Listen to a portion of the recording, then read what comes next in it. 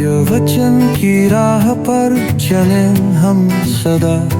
यीशु का साथ हो रहे हमारी हर दुआ।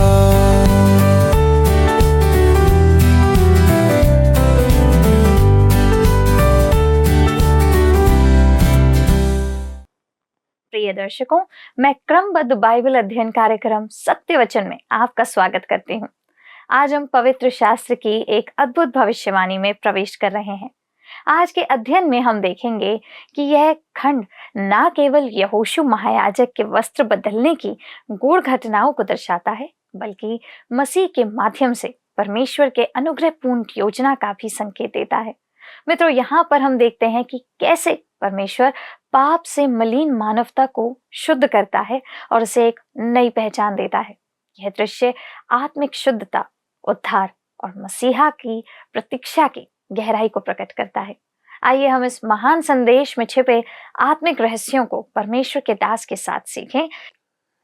प्रिय मित्रों, आप सभी को नमस्कार और एक बार पुनः सत्यवचन बाइबल अध्ययन में आपका स्वागत है। हम जकरिया भविष्यवक्ता की पुस्तक का अध्ययन कर रहे हैं और पिछले भाग में हमने यहोशू और शैतान के दर्शन को देखा था।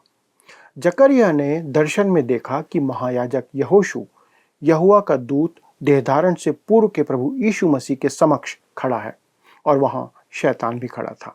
वह यहोशू पर अर्थात इस्राएल पर दोष लगाता है तो परमेश्वर उसे झिड़कता है।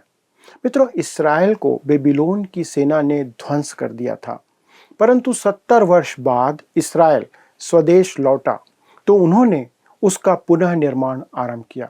यहोशू इस समय इस्राएल का महायाजक था और महायाजक परमेश्वर के समक्ष जब उपस्थित होता था तब परमेश्वर उसमें केवल उसको नहीं परंतु इस्राएल और इस्राएल की दशा को देखता था।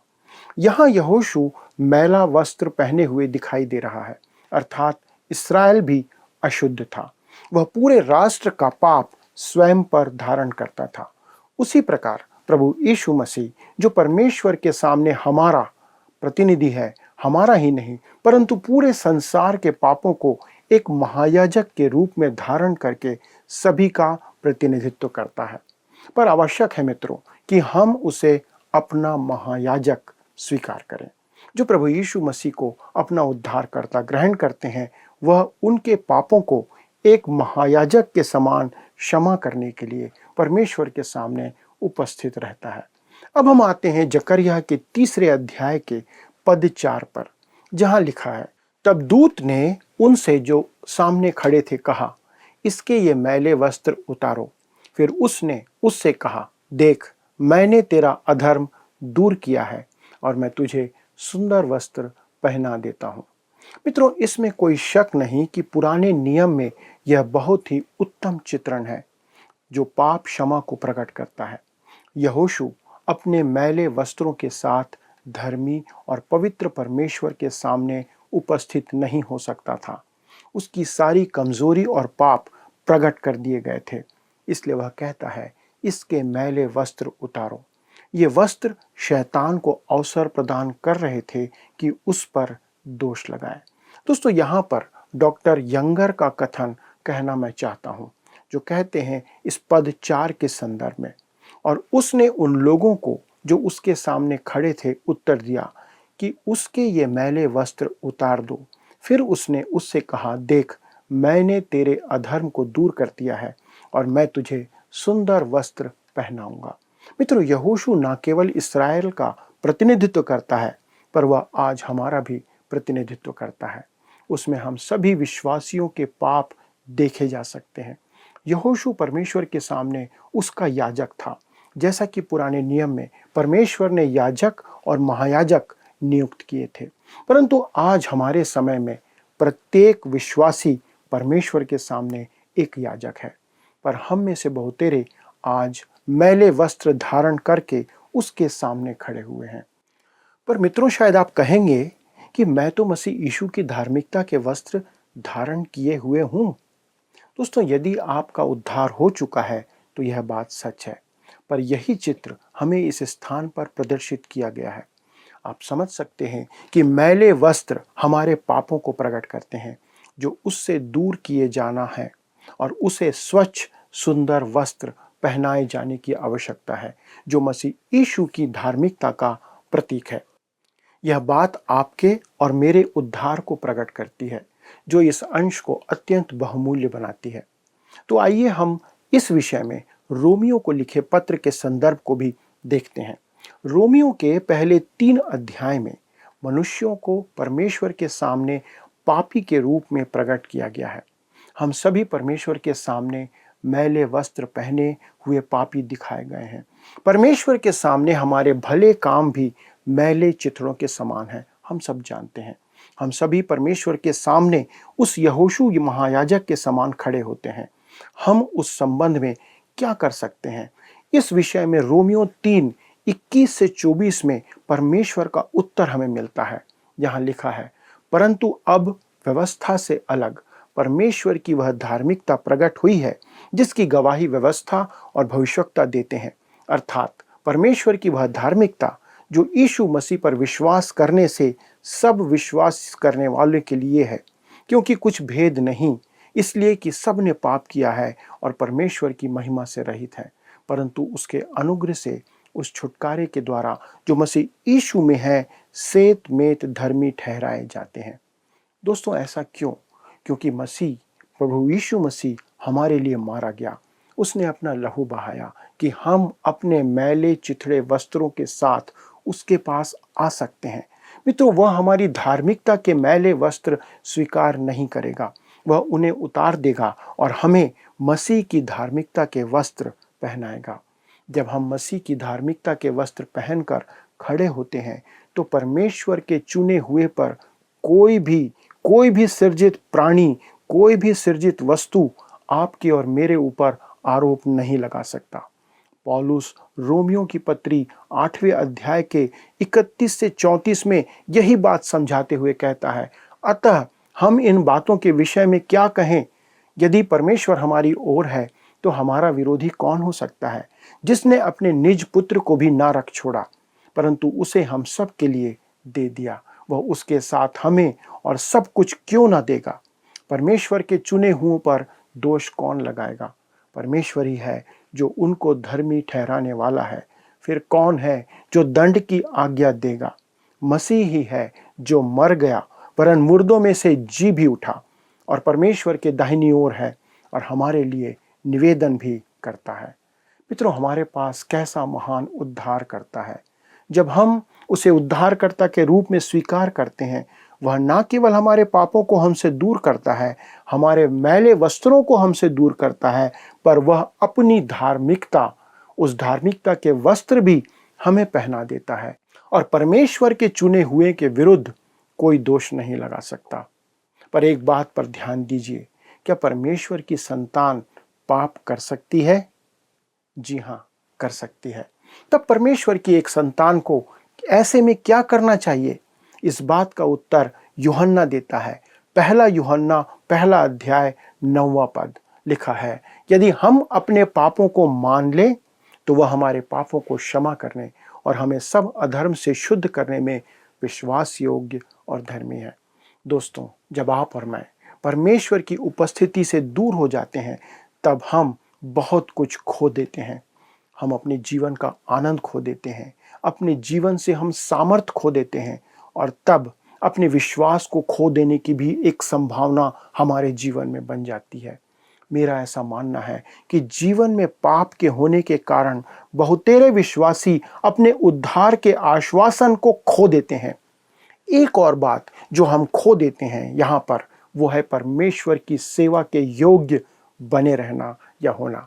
मित्रों, आपने देखा कि यदि यहोशू को परमेश्वर के सामने उसके महायाजक के रूप में खड़ा होना है तो उसे शुद्ध वस्त्र धारण करना होगा और परमेश्वर ही यह शुद्ध वस्त्र हमें देता है।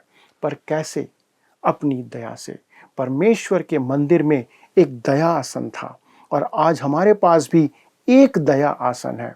यह बात 1 यूहन्ना 2 अध्याय 2 पद में लिखी है और वही हमारे पापों का प्रायश्चित है और केवल हमारे ही नहीं वरन सारे जगत के पापों का भी। दोस्तों, यह कैसी महान बात है जो परमेश्वर ने हमें प्रदान किया है। परमेश्वर के प्रबंध का यह एक महिमामय चित्रण है। अब आपको परमेश्वर द्वारा इस्राएल को चुनने पर इस स्थान में आपत्ति हो सकती है। क्या परमेश्वर ने उन्हें इसलिए चुना कि वे सुंदर थे, रूपवान थे, बहुत अच्छे थे, पवित्र थे? नहीं। यहाँ मुझे रूत की घटना का स्मरण आता है। रूत की पुस्तक 2 अध्याय 10वें पद में लिखा है, क्या कारण है कि तूने मुझ परदेशिन पर अनुग्रह की दृष्टि करके मेरी सुधि ली। दोस्तों, जब रूत स्वयं को देखेगी तब वह स्वयं ही जान जाएगी कि वह उससे क्यों प्रेम करता था और क्यों वह उस पर दया दिखाता है। तुम बहुत सुंदर हो, वह कहता है। मित्रों, हमें दर्पण में आज अपना चेहरा देखना है कि मैं एक पापी हूं जिसे प्रभु यीशु मसीह की धार्मिकता के वस्त्रों की आवश्यकता है। आइए अब हम आगे बढ़ते हैं और 2 अध्याय के पद 5 को पढ़ते हैं। लिखा है, तब मैंने कहा, इसके सिर पर एक शुद्ध पगड़ी रखी जाए। अतः उन्होंने उसके सिर पर याजक के योग्य शुद्ध पगड़ी रखी और उसको वस्त्र पहनाए। उस समय यहोवा का दूत पास खड़ा रहा। दोस्तों, सिर पर इस पगड़ी को रखना एक छोटी सी बात है जो प्रतीकात्मक रूप से अति सुंदर है और बहुत उत्तम है। महायाजक के वस्त्र में एक पगड़ी भी शामिल होती थी और उस पगड़ी पर ये शब्द लिखे होते थे, यहोवा के लिए पवित्र, जैसा कि जकरिया नबी की पुस्तक 14 अध्याय के 20 पद में लिखा हुआ है। यहोशू के पास पगड़ी नहीं थी क्योंकि उन गंदे मैले वस्त्र में वह निश्चित रूप से प्रभु के लिए पवित्र नहीं था, लेकिन अब उसे एक पगड़ी दी गई है जिस पर लिखा है यहोवा के लिए पवित्र। वह अब परमेश्वर द्वारा उपयोग किया जाएगा, जैसा कि भविष्य में इस्राएल को प्रभु द्वारा उपयोग किया जाएगा। दोस्तों, रैप्चर या कलीसिया के उठाए जाने के बाद इस्राएल महाक्लेश से गुजरेगा और इस महाक्लेश के दौरान परमेश्वर के लिए वह गवाह ठहरेगा और फिर सहस्त्राब्दी राज्य के दौरान पूरा का पूरा राष्ट्र पृथ्वी पर एक याजक होगा। अब हम आते हैं पद 6 और 7 पर, जहां पर लिखा है, तब यहोवा के दूत ने यहोशू को चिताकर कहा, सेनाओं का यहोवा तुझसे यूं कहता है, यदि तू मेरे मार्गों पर चले और जो कुछ मैंने तुझे सौंप दिया है उसकी रक्षा करे, तो तू मेरे भवन का न्यायी और मेरे आंगनों का रक्षक होगा और मैं तुझको इनके बीच में आने जाने दूंगा जो पास खड़े हैं। मित्रों, हमने देखा कि यहोशू अशुद्ध था, परंतु परमेश्वर के उद्धार द्वारा वह परमेश्वर की दया और परमेश्वर के अनुग्रह का पात्र बना। यहोशू का उद्धार तो हो गया, परंतु परमेश्वर ने कहा, यदि तू मेरे काम के योग्य होना चाहता है तो तुझे शुद्ध रहना होगा, अर्थात शुद्ध बने रहना होगा।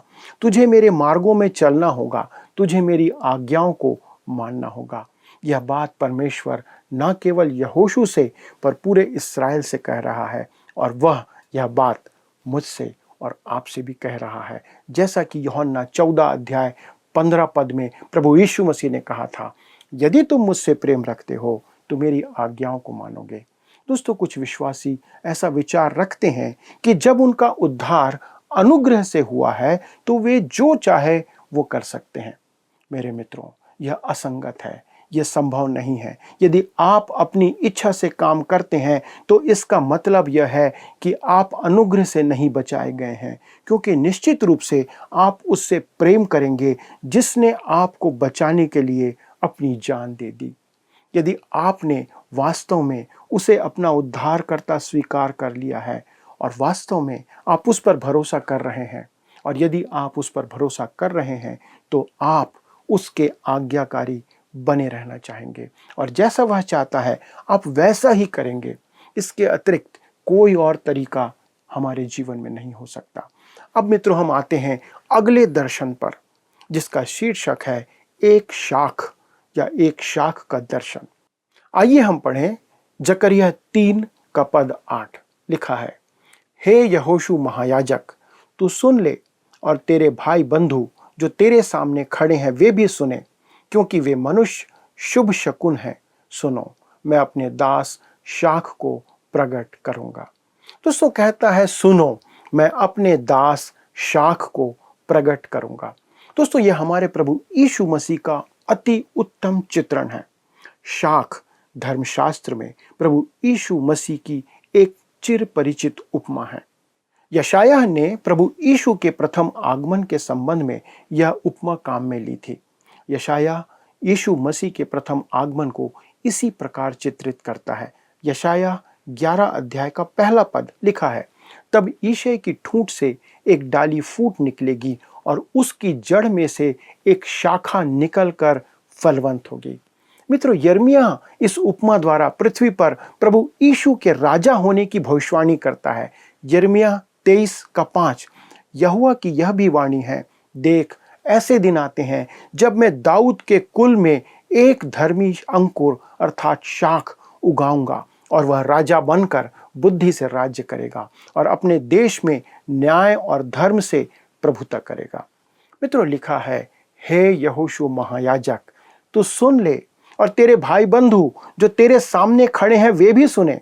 यहाँ पर परमेश्वर यहोशू और उसके साथ सभी याजकों को संबोधित करते हुए क्या संदेश देने का काम कर रहा है। इस संबंध में ल्यूपोड कहते हैं, मैं तुम्हें यहोशू और तेरे साथियों को पद से हटने नहीं दूंगा और तुम्हारी सेवा का अंत नहीं होगा, क्योंकि तुम्हारा भाग्य या तुम्हारा भविष्य मैंने संवारा है। तुम आने वाले मसीह का प्रतीक हो जो मेरा काम निपुणता से करेगा। दोस्तों, वह शाख फूट कर याजक सेवा को कल्पना से परे महिमा में ले आएगी। अब हम आगे बढ़ते हैं और पद 9 को देखते हैं, जहां पर कहता है, उस पत्थर को देख जिसे मैंने यहोशू के आगे रखा है, उस एक ही पत्थर के ऊपर 7 आंखें बनी हैं। सेनाओं के यहोवा की यह वाणी है, देख मैं उस पत्थर पर खोद देता हूं और इस देश के अधर्म को एक ही दिन में दूर कर दूंगा। दोस्तों, यह शाख एक पत्थर भी है, वह पत्थर जिसे दानियल भविष्यवक्ता ने अपने दर्शन में देखा था। दानियल 2 अध्याय का 34 और 35 पद में लिखा है, फिर देखते देखते तूने क्या देखा कि एक पत्थर ने बिना किसी के खोदे आप ही आप उखड़कर उस मूर्ति के पांव पर लगकर जो लोहे और मिट्टी के थे उनको चूर चूर कर डाला। तब लोहा, मिट्टी, पीतल, चांदी और सोना भी सब चूर चूर हो गए और धूप काल में खलिहानों के भूसे के समान हवा से ऐसे उड़ गए कि उनका कहीं पता न रहा। और वह पत्थर जो मूर्ति पर लगा था वह बड़ा पहाड़ बनकर सारी पृथ्वी में फैल गया। जैसा लिखा है, उस एक ही पत्थर के ऊपर 7 आंखें बनी हैं। दोस्तों, बाइबल में 7 का अंक सिद्धता का नहीं पर पूर्णता का अंक है, इस बात को याद रखें। 7 आंखें प्रकट करती है कि मसीह के पास संपूर्ण ज्ञान और बुद्धि है।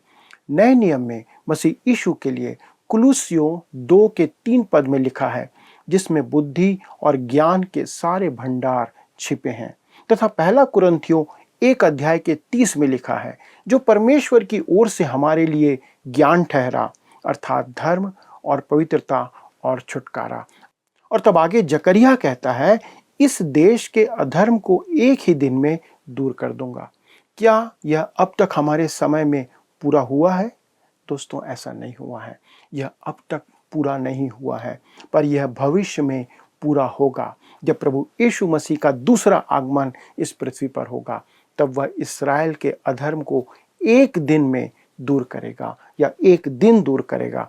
तब पद 10 में हम आते हैं और वहां पर लिखा है, उसी दिन तुम अपने अपने भाई बंधुओं को दाखलता और अंजीर के वृक्ष के नीचे आने के लिए बुलाओगे।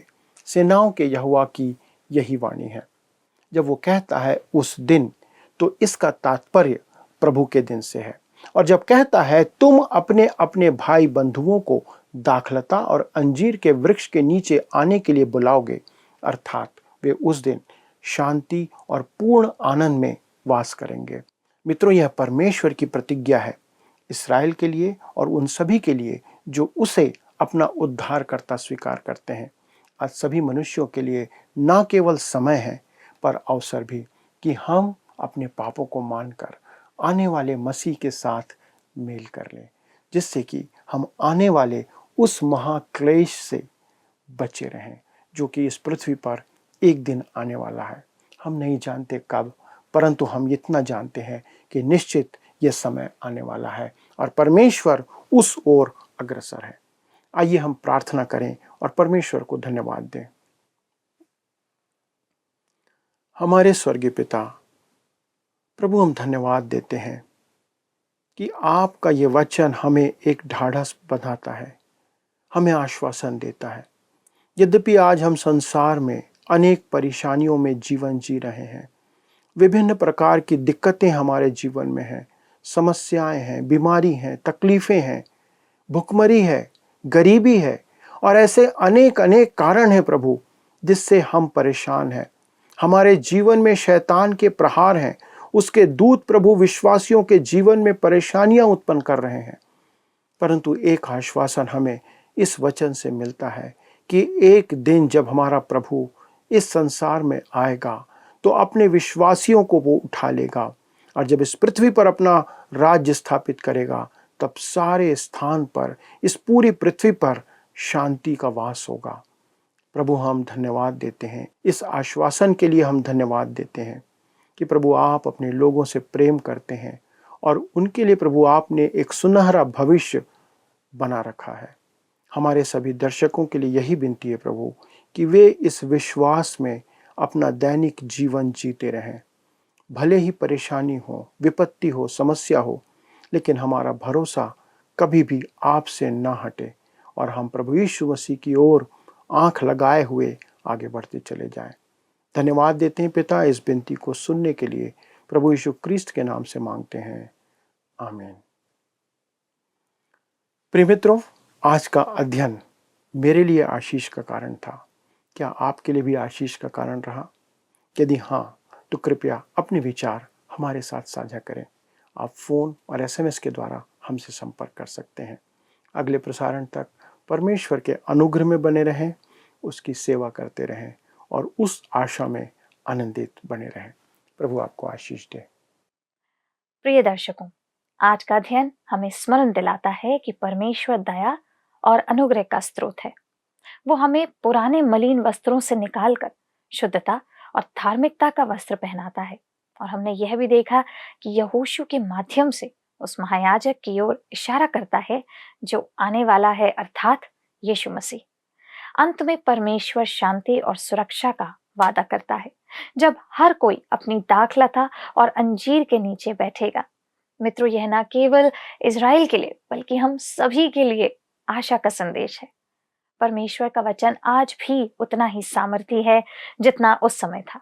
इसलिए आइए हम अपने जीवनों को उसी पवित्रता और आशा के साथ आगे बढ़ाने का निर्णय लें। यदि आप इस अध्ययन को दोबारा सुनना चाहते हैं तो आप हमारे YouTube पर वर्ड साउंड्स हिंदी में सुन सकते हैं। अधिक जानकारी और प्रार्थना के लिए आप दिए गए नंबर पर संपर्क जरूर करिए।